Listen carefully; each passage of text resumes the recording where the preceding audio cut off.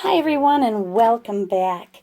I'm back from my vacation. It's been a couple of days and now I have a little bit of time to do a video, and I told you before I left on vacation that my plan was to start using some other mediums a little bit, maybe introduce mixed medium with watercolor or with other mediums. But my primary purpose for this video is to talk a little more about pastels.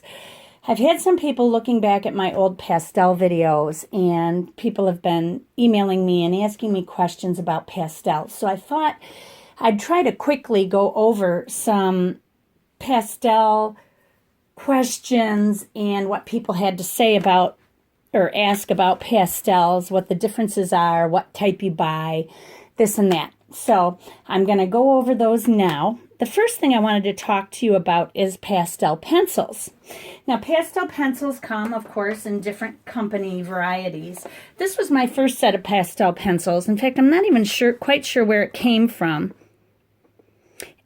Actually, it may not have been my first set. It may have come in an art box, but it's Kohinoor set of pastel pencils. I have barely even touched them. As you can see, they still look new in the box. Now, different types of pastel pencils have different levels of opacity. There are student brands and professional brands, just like there are in watercolor or any other medium like oil painting or whatever. So I'm just going to go over these really quick with some of these pastel pencils on a piece of watercolor paper. I'm not using pastel paper, but you can check the opacity level of these. These probably carry a lot of binder. And basically what a pastel is just dry pigment. You can use it as watercolor even. It's just set differently. So it's a very powdery feeling. And I'll try a yellow one here. And you can see the colors they stand out pretty well. Now, applying water to them, I'm not sure how they would hold up compared to some professional level pencils. But that's not a concern right now because we usually use pencils as a last layer, either on a wet media or on top of other pastel for fine detailed work. Many pastel artists, in fact, my pastel teacher would not allow me to blend with a finger or with a blending tool, a blending stump. I've just got a sponge here. She wouldn't let me do that because she felt that pastel, in order to get the luminosity that people like with pastel, that luminosity almost like you see with watercolor, only this is in an opaque medium, they're crystals. And if you rub them into the paper, then you are basically destroying the crystal and you're losing your luminosity. Now, she's an award-winning artist. You can look her up, Google her. She's also a friend of mine on Facebook, if you're a friend of mine on Facebook. Her name is Sharon Will, W-I-L-L, and her work is absolutely gorgeous. She's an amazing pastel and oil painter. She also does all of her oil paintings in water mixable oils, if you're interested in that. Now, this is my fine art set of pastel pencils. There's not a huge variety in professional pastel pencil sets, but in pastels there are. So this is how this one looks. Comes like this. I just had some sponges in there for vacation because I took these with me. And as you can see, I've used quite a few of them, and they're very short. I also keep a pencil extender in here with a white charcoal pencil because white charcoal tends to work better than white pastel for some reason. Probably because charcoal is just charcoal without binder. Pastel is pigment with binder, so basically that's just binder. And that will make it not as opaque. But with these, you'll see how much different they are. Let me get a few different colors here. Here's a blue. And a lighter purple like that one. Oh, it's a different shade. Try one of these. This is also a different shade. But anyway, you can see that they hold their pigment very well. They're nice pencils. I really like this pencil set. It's one of my best investments as far as pastels go. And then we move on to pastels. And basically, sorry for my arm being in here. I'm trying to move quickly, and I'm going to be using these as I show you a little more in the mixed media field. Now, there's also your charcoal sets and your Conte crayon sets and new pastel sets. These are basically considered hard. Well, charcoal is charcoal. This set here I received in a sketchbook box, which is very nice, and it has different levels of charcoal, soft, medium, hard, that, etc. And this one is a I'm not sure what that is. It just says number 2. But anyway, they give you blending pencils. They give you charcoal vine. I use charcoal vine a lot for drawing in lines and stuff on my pastel paper as a base underneath. There's also a few different types of pastel, or charcoal, I keep saying pastel, charcoal sticks in this set. But this is all a black set. And I've done work in that. Let me show you quickly. This over here was something that I drew with that set. And I used erasing techniques, drawing techniques, blending techniques, stippling, all sorts of different stuff. And I do have it's a video, one of my Sketchbox videos that I had done last year. I liked this set so much that I ended up buying this set for myself, which is another type of drawing set, only it gives you some of the base colors like the browns and stuff. So I have some hard pastels here and some pastel pencils and some more charcoal. Oh no, these are graphite. These are charcoal. And they give you a kneaded eraser, blending stump, and a sharpener, which I haven't used. In fact, I bought this set with intentions to use it, and I never used it. Now, I plan to use it, though, very soon, and I will do a video on it. You see that some of these are broken. Don't worry about that if you buy a set online and they come broken, because really the intention with pastels is to break them so that they're easier to use. All pastel artists will tell you that they break their pastels. It's one of the hardest but needed things to do when you get a new set, and I'll show you that in just a minute.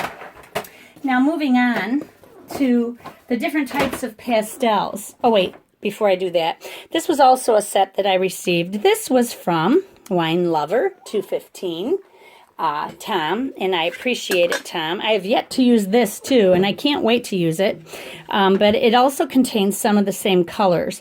These are called Conte crayons, and they are a form of harder pastel, and they're beautiful.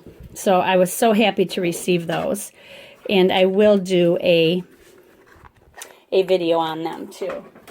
But now, getting into some of the harder, what we call harder soft pastels, Prismacolor makes something called New Pastel, which is a harder pastel. And when you're building up pastel, what you would do is you start with your, hey, what are you doing? You found a box, didn't you? My tripod box. Oh, well. Anyway, you start with your first layer being your harder pastel. The reason for that is because you have a limited amount of tooth in your paper.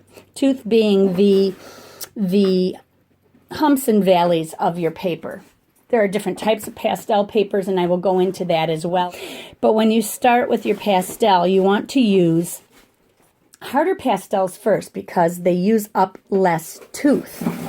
Then you will build on them with a softer pastel, and then a layer of softer pastel, and that, and then even softer. And people ask me about fixative all the time. I'm not a great person to ask about fixative because I'm kind of against it. It's a controversial topic among pastel artists. Some use it, some do not.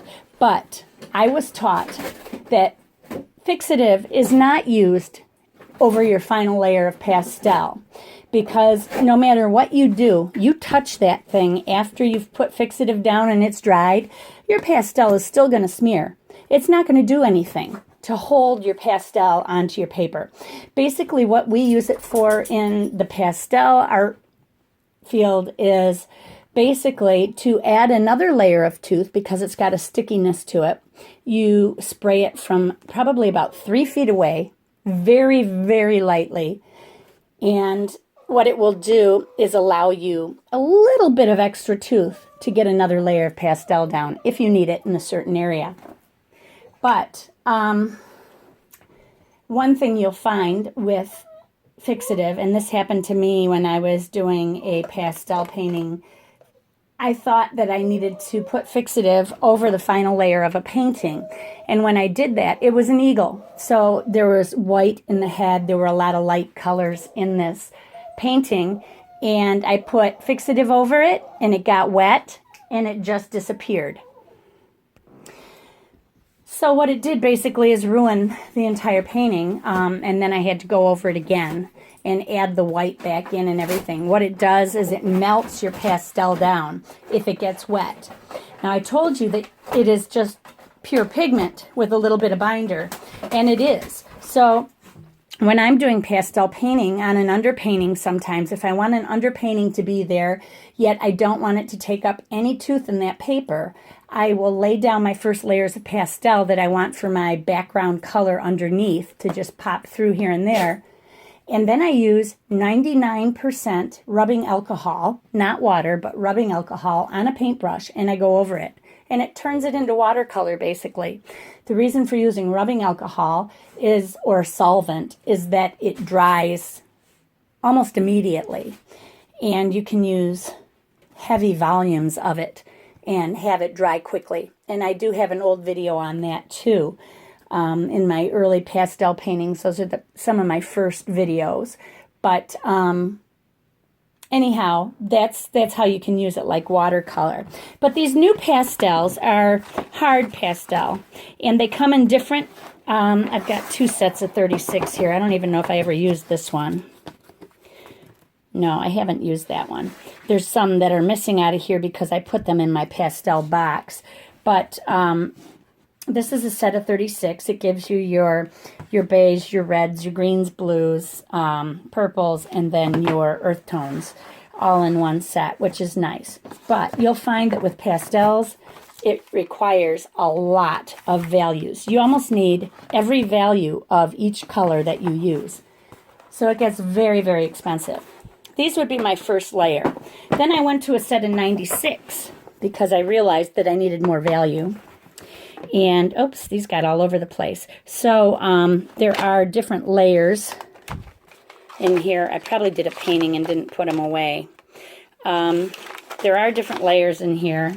I got to take this part out. And I've used these quite a bit, as you can see, and they're all broken up. But that's how they end up looking, and they're still very useful. Anyway, I'll put those away later. So those are my harder pastels that I use for my first layers. Then there's also another set of hard pastels that I have. These I also did a video on. I went to an estate sale. My husband actually found this online, and somebody was selling pastels. He said, you should go check it out. And I looked, and they were brand new. I was like the 10th person in line to get into this estate sale. You had to wait until you could go in. And I immediately asked where the art supplies were that were for sale. And this guy said, I think this is them under here. And I saw this box, and I swear I could hear the angels sing. I'm not normally a real fan of Rembrandt pastels. They are considered a soft pastel. They are artist quality, but they tend to be a harder soft pastel. So this would be like an intermediate layer that I would use. And in this, I have every color that they make, I believe. So this is my first layer. And you can see that I have broken hardly any. These pastels are not Rembrandt. This is something else that I just stuck in here. But so on my first layer, I have my violets, purples, reds, oranges, and yellows, and my whites, different whites. And then my second layer, I have my greens, my blues, and some of my browns, ochres, those colors. And then on this layer, I have my browns and grays and blacks.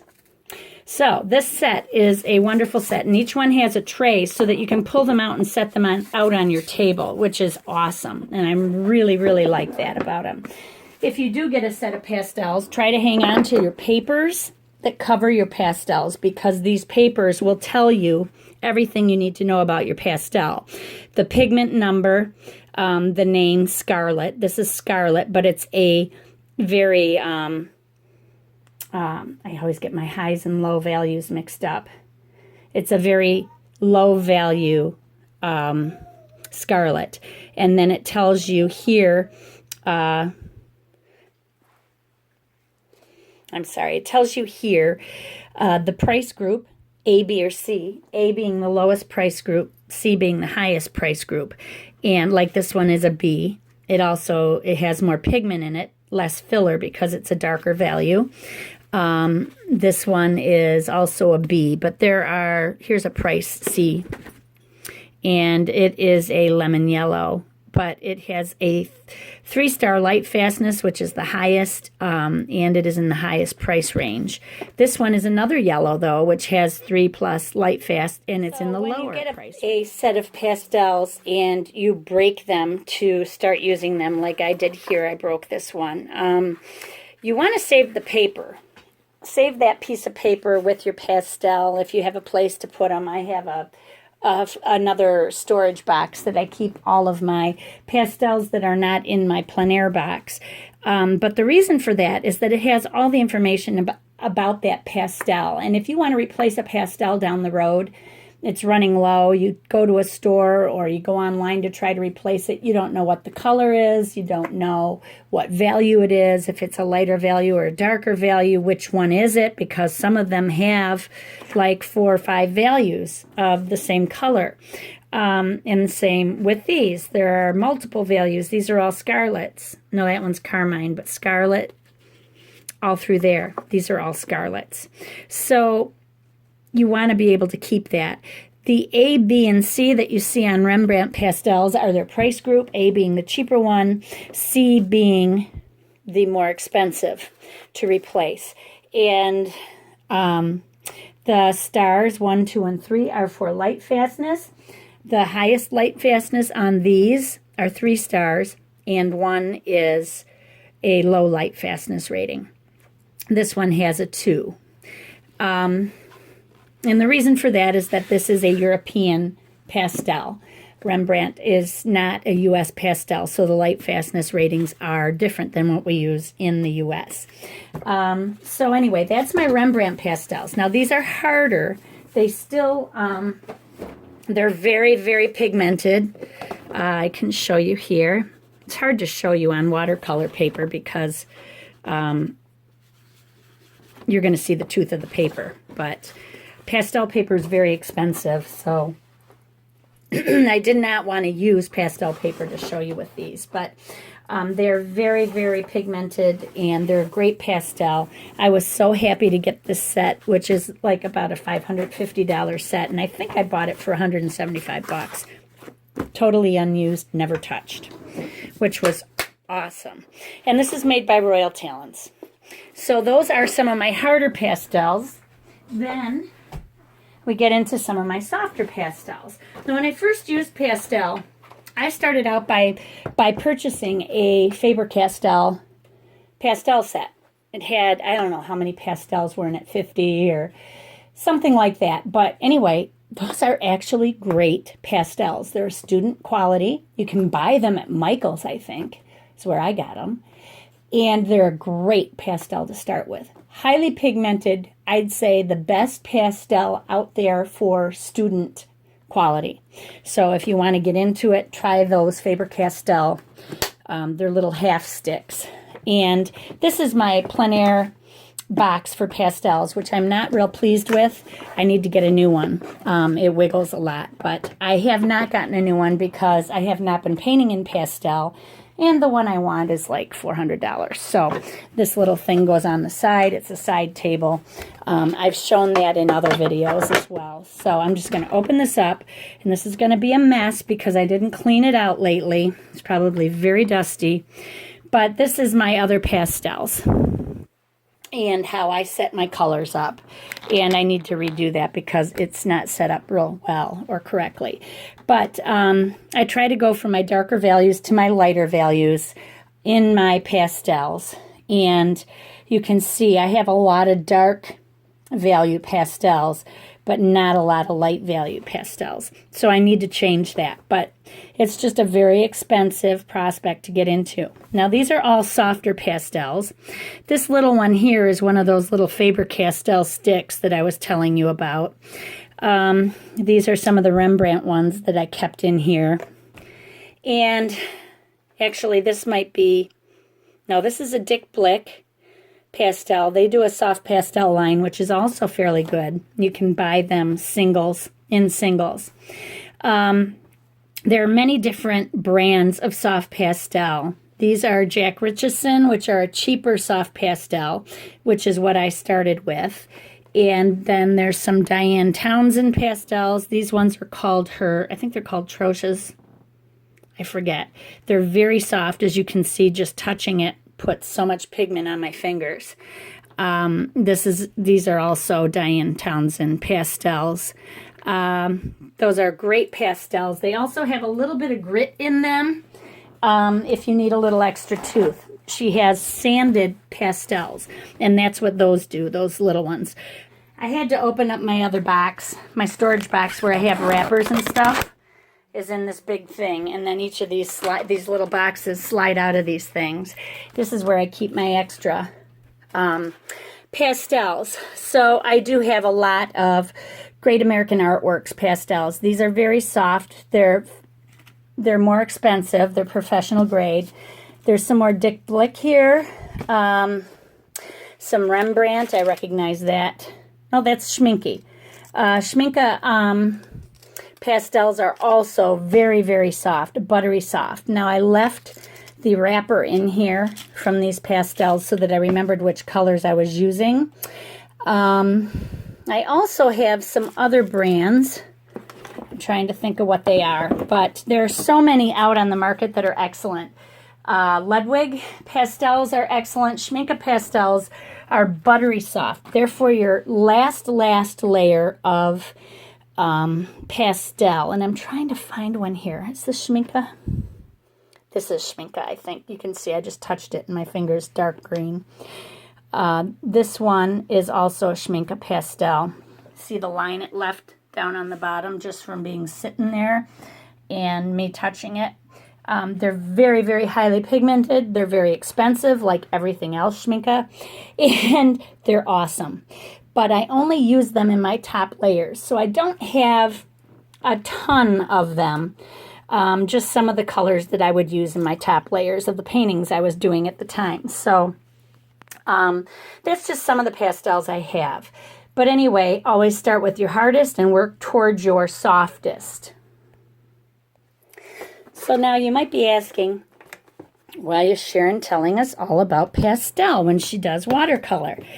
Well, like I said earlier, I want to get into some mixed media painting that I used to do, and I'm going to be using either acrylic for my underpaintings or watercolor for my underpaintings, and then pastel and charcoal on top. And I'm going to show you a little bit of how I do that. And I learned how to do it from one of my friends, a dear friend named Charlena Wood, Sharlena. She lives in the Toronto area, and she is a wonderful, wonderful artist and a terrific person.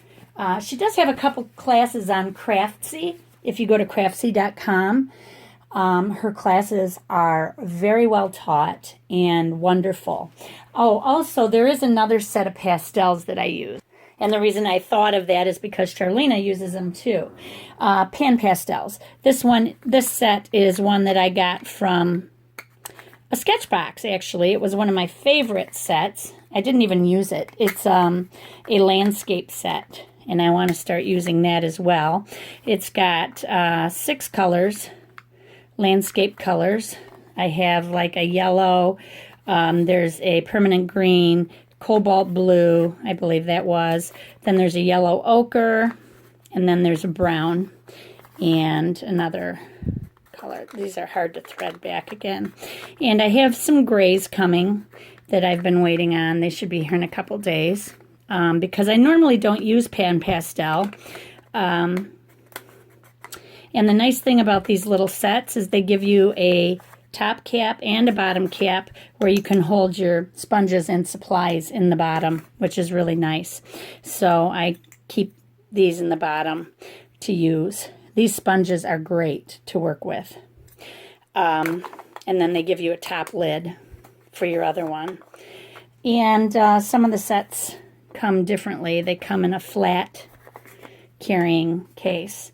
But these are nice because they're stackable. You can buy the top and bottom caps to put on them. And they're great. You can just keep stacking them up.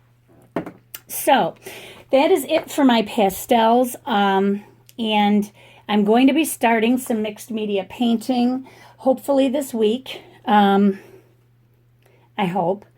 And I just wanted to go over this with you. If you don't have any pastels, you may want to get a cheap set of pastel, at least pastel pencils, which would be very helpful, and some black and white charcoal. Generals makes great charcoals. I buy their charcoal by the box. I don't seem to have any of the black ones, but the white ones. In fact, this was part of a giveaway also. I gave a white charcoal pencil away in a giveaway set last summer. But these General's white charcoals are excellent. Now, as far as papers go, papers are tricky also. I always recommend a sanded paper, and what I mean by sanded paper is actually they look like sandpaper.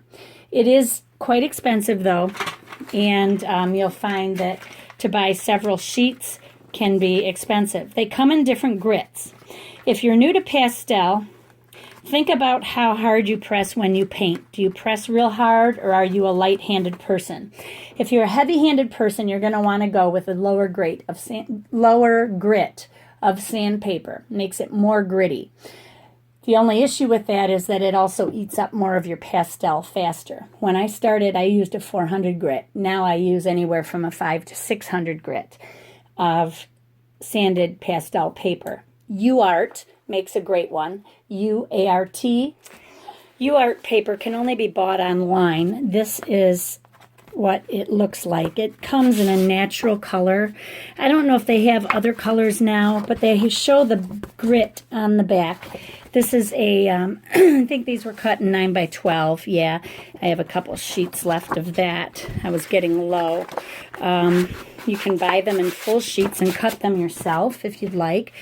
These are bigger sheets, and I think these are also 500 grit, which is what I ended up liking. Then there's something made by Canson, which is also a sanded paper, and it is called Color Fix, and you can buy pads of that, and it's really nice. It comes pre-colored so that you don't have to put a underpainting down. So like if I was doing a dark forest scene, I might want to start with something like this. Now the grit on this is quite a bit less than the grit on this. I don't know if I can show you how gritty this paper is, but you can almost hear it. I could file my nails on it. It's like a fine gritted nail file. And then this would probably be considered about a 600, 650 grit. This was a piece of, this must have been UArt paper that I was going to do something on. Oh, a chicken or a rooster. And I got the underpainting down. And that's all I got down on that, and I stopped. There's nothing else to it. This is just a background underpainting, which would be covered completely. But you can see when you buy these, I don't know if it's Mi Tintes or Mi Tints paper. It's been called both. It comes in different values, different colors. Here's a off-white, pure white. So they come in different colors, and those are sanded papers, and they're nice. I think in the future I would buy just white. Also, there's something called Pastel Board by Ampersand, and these boards are panels, and they're pre-sanded for you. I'm not sure what the grit is. It's probably just their standard grit. This is a museum series panel, so you don't have to worry about it being archival because it is an archival panel. And so are those papers I showed you. Then there's something that you can get in the craft stores or online, Mi Tints or Mi Tiente's pastel paper, which is more like it's a very flimsy paper, and it comes in different colors in these pads. This one's almost done. This one I think is brand new. And you can see they have like a warm set, a cool set, different colors that you can buy. And I bought the blues, the grays, some of these oranges, beige, and that. These are not sanded papers. So when you work on these, I will just show you on the edge of one of these blue ones here. Let me grab a pastel. When you work on these, you're going to see that the tooth, let me get a white one maybe. The tooth is very different. It's it has a, I don't know if you can see it on here. Yeah, there you go. See how the tooth is on this paper? It's kind of bumpy like a cold press watercolor, only it's much thinner. It feels like 90-pound paper, maybe 100-pound paper. And when you work on it, it leaves these kinds of marks. Now, many people will tell you, I'm just going to wipe this off because I don't want to keep it on there. Many people will tell you if you're working with this paper to work on the back side of the paper. And I think, well, why? There's no tooth on the back side. There is a little bit of tooth, but not much. So when you're working on it, it comes out much smoother. But this kind of paper does not allow for a lot of layers to be done. So I don't use it very often. These are years and years old. But I will show you a couple paintings that I did do on that paper when I was first starting out. This is a picture, basically, of the Prismacolor pastel box. I just did that on a piece of that Canson paper. And you can see it leaves kind of an interesting tooth to the paper. It's kind of cool looking. So it has its advantages, but that's how it looks close up. And I wanted to have, like for these terracotta pots, I wanted to have the orange of the paper showing through. I believe I used an orange paper. Yeah, I did. So it left some of that orange showing through, which was very convenient. Here's another one I did. You gotta excuse these. These are when I was first starting out.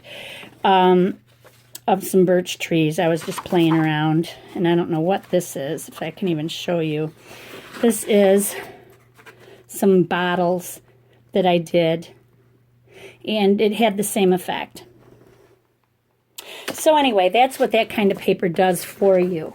And I prefer the sanded paper because it has a much different effect. I'll show you one of those paintings.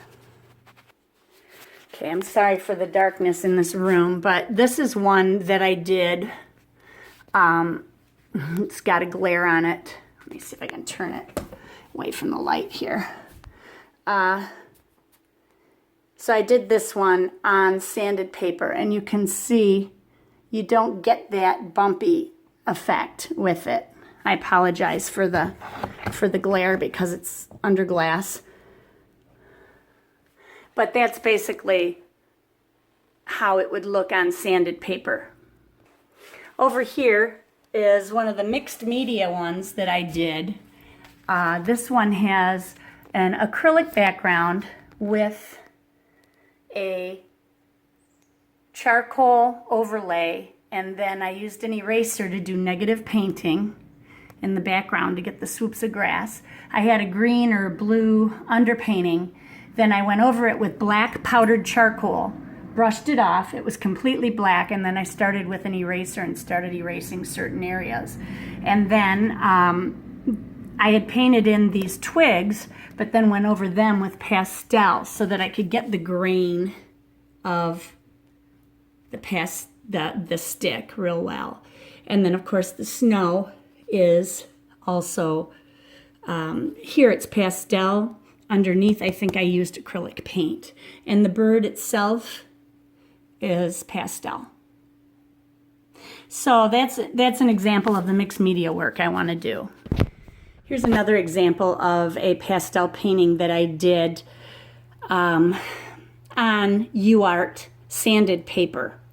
And of course you don't see any of the bumpies or anything on that. It's just pastel. That's all it is. And here's a mixed media one that I did also. This is in a bathroom, half bath, but of a robin. And again, I used some iridescent acrylic. I think Golden makes some paints up here and around here, so you get some different views. And then I painted the robin underneath and then went over it in pastel. You can see some areas that I left open there. So close up, you can see the detail of the work. But when you step back, it all kind of blends together. So that's that. And again, I apologize for the glare from the wall over there and from me. Now these I put in acrylic bags, which I really don't recommend, especially because these don't fit. If you get any slippage, you can get smearing. So I usually recommend using glycine paper like this, and you wrap it around and then tape it. This has no static, although I've found that these acrylic bags do not provide static either. But if you look close, you can see dust inside my bag right here. So that's not good. But anyway, this is another one that I did. Apologize again for the glare. Turn my light way down. It'll help a little bit. So that's one that I did. Here's another one. This was a tree that I did in an online class working on light and shadow. I really liked that one. I gotta frame that. This was a plein air one I did in my backyard up north during the winter. I stood in my garage or just outside on my driveway and took a bit of time to do these trees. And this was a beach one that I did. And it's really fun to get sky effects with your blues and whites. That was a lot of fun. And these are many years old, so my work has changed quite a bit. But those were all done I think those were all done on sanded paper. But I also, excuse my messy room, I also have used just corrugated cardboard just for practice. And it has a strange effect, but I tell you what, I get a lot of comments on this one. People like it, and I think, seriously? It's a piece of a box. That's all it is. And I put over it, I think I put some pumice ground on top of it. Now you can make your own sanded papers by doing that. Some people just use acrylic gesso to do it, or you can make your own. Now, you can buy ground, they call it ground for pastels, by Golden. This is a mess, but it is a sanded pastel medium that you can put over papers, like put it over hot press watercolor paper, and you can make your own pastel paper out of it. This stuff is excellent, and it will keep the cost of your paper down, but you have to get it on very smoothly by using a lot of water on your brush and that kind of thing. Same goes for making your own pastel ground. You would use clear gesso. This is just TriArt gesso, and it's a very good quality. It's a Canadian brand. I live in Michigan, so it's very easy for me to get that. And then you can buy pumice in different grades. There's 4F, which is the finest grade, then 3F and 2F. And what I do is I mix these for different sanded textures, mix it in with acrylic medium, and you have to also add a lot of water in because the pumice will dry out your clear gesso. So you use a ton of water to keep it nice and movable. And then you have to get it on your paper smoothly. What I find, though, I have not found the right brush, and I get brush lines in my paper, which then put lines on my pastel paintings, which is kind of a bummer. I don't like that look. Some people like it, and they love that You can put Painterly Effects brush strokes in different directions, and that's what I need to do, is start doing it in different directions all over my paper, and it almost gives it an oil painting appearance when it's done, which is very cool. So that is my crash course on pastel papers, pastel mediums, and pastels, and I know this went a little bit long, but we will be doing some mixed media with pastel coming up very soon, and I look forward to doing it with you. So everybody, remember, be courageous, paint with wild abandon, and most of all, be kind to each other. Bye-bye.